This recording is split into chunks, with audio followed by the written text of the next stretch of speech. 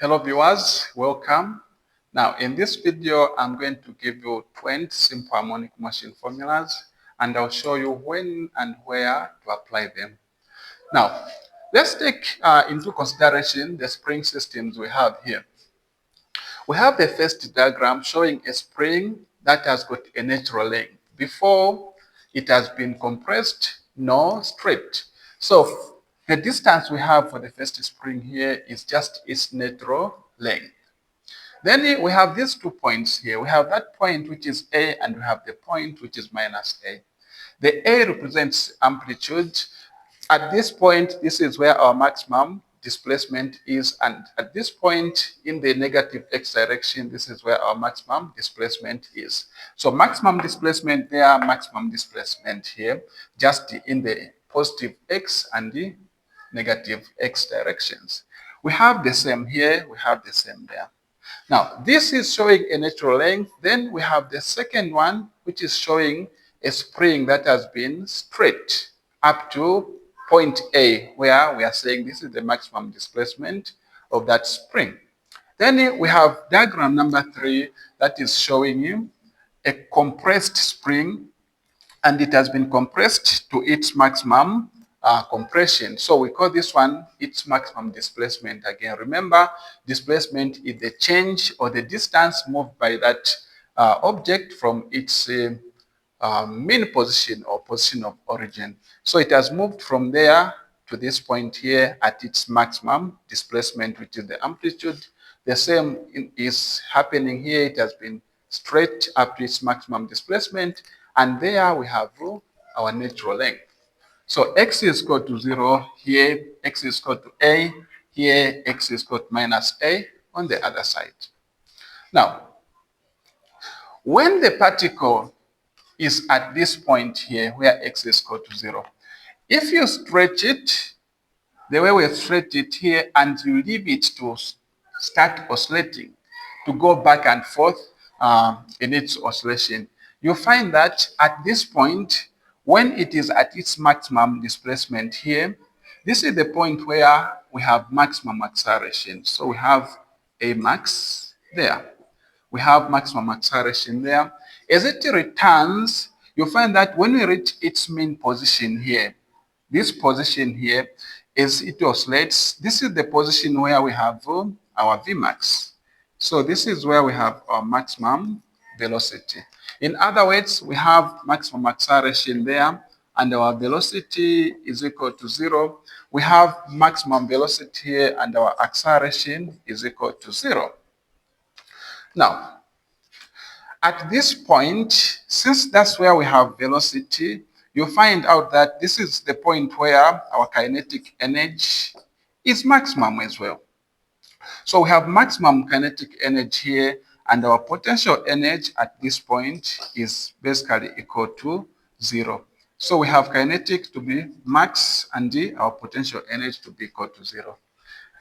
At this point here, we have potential energy, still the same point. So we have maximum acceleration here. We have our potential energy at its maximum as well. And then here we have our kinetic energy at this point to be equal to 0. Now, this is where we have kinetic energy. This is where we have maximum potential energy. So we should note this. As you move, as the particle moves, when it reaches its highest displacement, that's where our maximum acceleration is. At that point, our velocity is equal to 0. And at that same point, that's where we have potential energy at its max, and our kinetic energy is equal to 0. As it returns, as it is swinging back and forth, when it reaches its mean position, which is the position of origin, this position here where x is equal to 0, you find that that's where we have our maximum velocity. Since we have maximum velocity, that's where our kinetic energy, which is energy due to movement, is max as well. Our acceleration at this point is 0. Our potential energy is also 0. So now let's get these formulas. So we'll start with the maximum acceleration and maximum velocity formulas. Then we'll go to kinetic energy formula and potential energy formula, as well as mechanical energy formula. So to find this maximum acceleration here, the formula we need is A max is equal to omega squared multiplied by amplitude. So whenever you're told to calculate maximum acceleration, use this formula that says A max is equal to omega squared multiplied by amplitude, where omega is angular frequency. Then if you are looking for V max, the formula you need is angular frequency multiplied by amplitude. So whenever you're told to calculate maximum speed or velocity, the formula you need is basically that one there. Then apart from that, acceleration at any position is given by minus angular frequency squared multiplied by um, that position or the displacement. So what we are saying here is if you are looking for A max, you are going to use angular frequency squared multiplied by amplitude.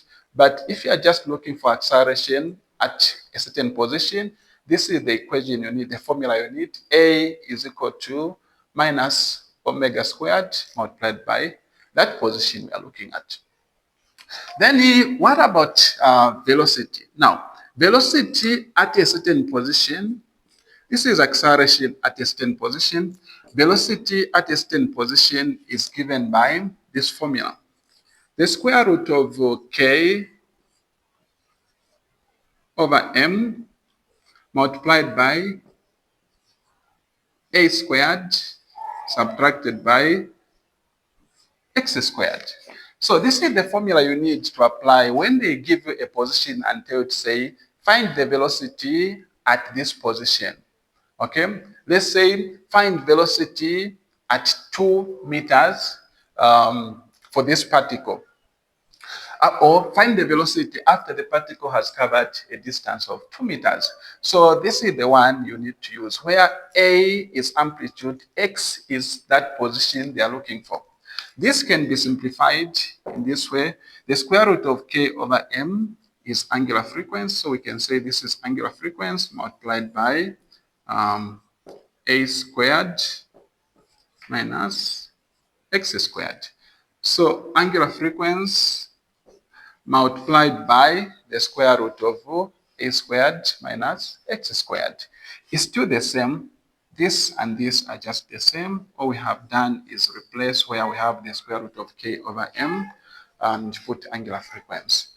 Now, when you are using this formula, you shouldn't do mathematics in this way, where you say you first find everything here. For example, you divide the spring constant by the mass and then you multiply by what you have inside there, then get the square root of everything. Your answer will be wrong. What you do is you get the square root, you find k divided by m, then get its square root, write it, then find what is in the brackets there, then get its square root, and then multiply the two answers you have. You get the same answer as using this formula. If you find everything before getting the square root, it means your answer will be wrong. So I prefer, to avoid such mistakes, I prefer using this formula here, where you directly say you have your angular frequency, calculate your angular frequency, and then you calculate what you have here, get the square root and multiply, you find the same answer. Nevertheless, this and this are just the same formulas. You just need to know how to use them. All right. So apart from that, the kinetic energy is still given by the common formula, even under simple harmonic motion. Kinetic energy is still given by half. So kinetic energy is given by half mv squared. Is still given by half mv squared even here. Now let's number our formulas so that when we reach 20, we can stop from there. So we have the first one here. We have the second formula that we have there. We have the third one here. And we have the fourth. Now this is just one formula. So we'll just say this is formula number 4. Yes, so formula number 4 there. All right. So if that's formula number 4, this is formula number 5. So kinetic energy is given by half mv squared. Then potential energy, the potential energy that we have here for a particle undergoing simple harmonic motion is given by 1 over 2 k x squared. So potential energy is given by that formula where k is the spring constant, x is the position. So this is formula number 6 that we have. Apart from that, we have mechanical energy. We have mechanical energy that we can represent by ME, or rather in some books, you can represent it by capital U. Still the same is internal energy or total energy. So mechanical energy can be given by half Ka squared, where K is the spring constant, A is the amplitude. So this is our formula number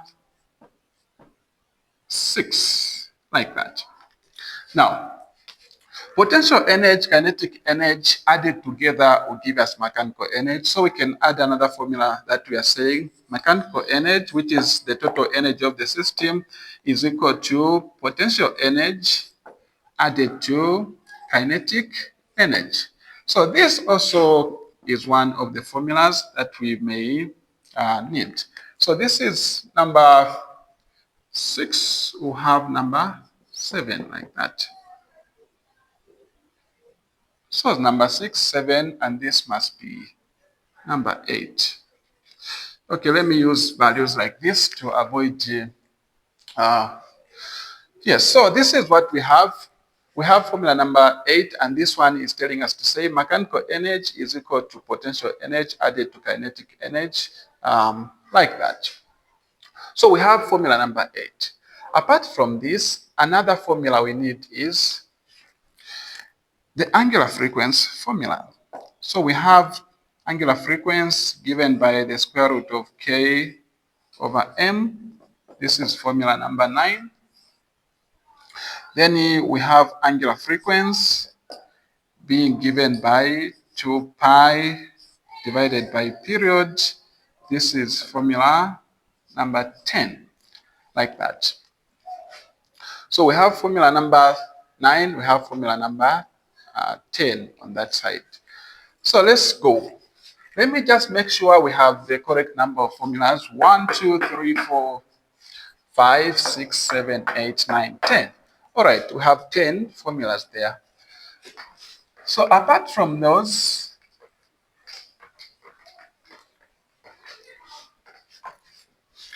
now for this one, when you have your mass and you have the spring constant, or you have a way you can find the spring constant, you need to use this formula for ease access. And then if you have your period, you don't need to struggle, just use this simple formula to find your angular frequency.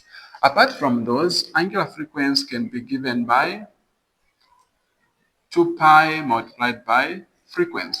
So if you have frequency, you can basically just use this formula to find your angular frequency. And this is formula number 11. All right, so that's formula number 11.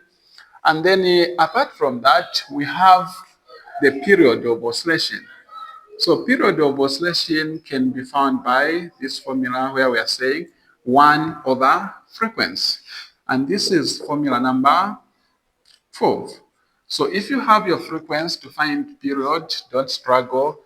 Just say period is the inverse of frequency and you have your formula. Apart from that, this period can be given by 2 pi multiplied by the square root of m over k. So 2 pi multiplied by the square root of m over k will basically give you the period of oscillation. Apart from that one, this is our formula number 13.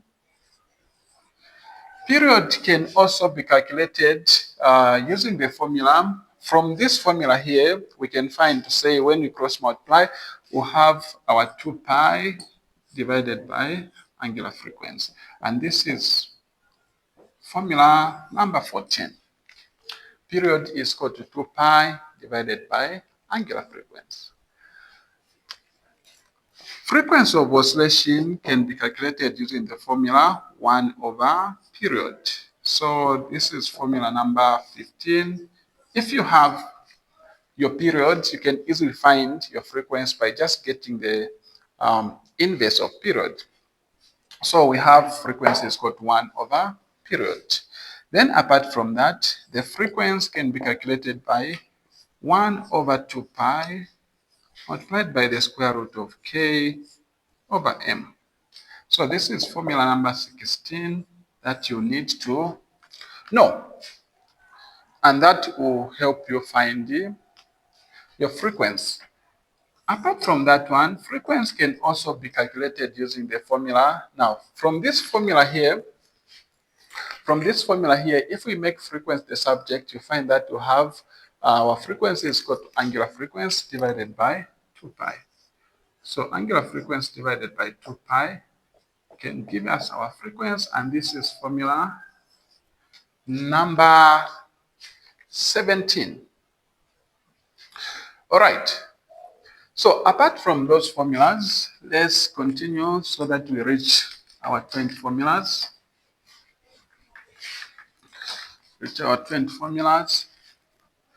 Formula number 18 will be for the spring constant. So the spring constant is equal to force over displacement, which is the same as mg over x, which is the displacement, or rather, if you are in the y direction, it means you have mg over y. So that's the formula number 18 that we have. So this is formula number 18.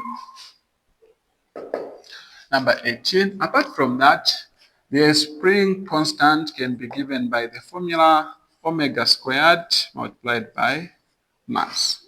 So if you have your angular frequency and you have your mass, you can find your spring constant. Apart from that, our last formula, in this case, since we want to do 20 formulas, our last formula will be for momentum, conservation of momentum, where we are saying the momentum you have at the beginning must be equal to the momentum you have at the end. You are conserving momentum.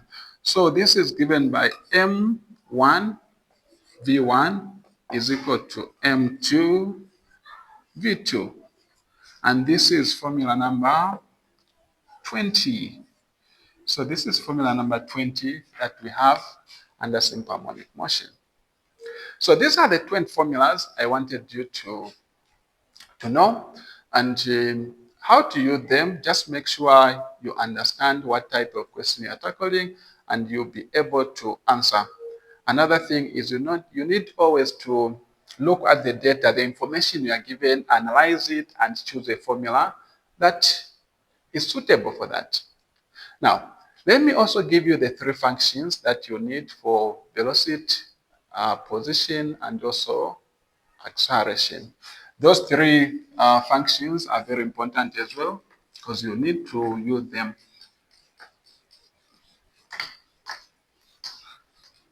So the functions you need to know is the position function, which is position at any time is equal to A cos of omega t added to the phase angle. Then V at any time is equal to minus omega A, or rather I can write it in this format, A omega, then you have omega t there added to the phase angle. Then the acceleration at any time for a particle undergoing simple harmonic motion can be found by this formula where we have omega squared. Now, sorry for this one, I didn't put the trig function there. So this is supposed to have the sign there, which is omega t added to the phase angle. Then for this one, our cos comes back when you differentiate, and you have our omega t added to the phase angle on that side. So these are the 3 functions that we need.